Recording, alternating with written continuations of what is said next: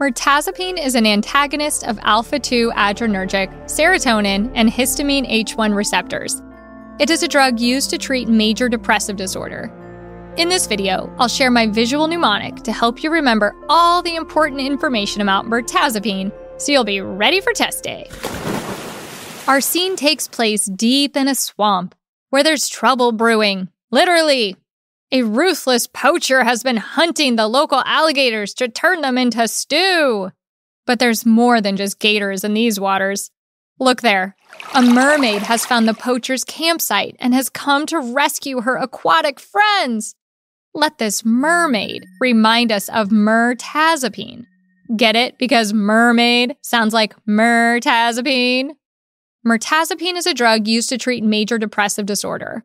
We'll talk more about this later, but for now, just remember this mermaid for mirtazapine.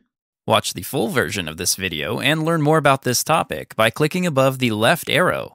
Click above the right arrow or visit Pixorize.com to explore other topics we cover in videos similar to this one.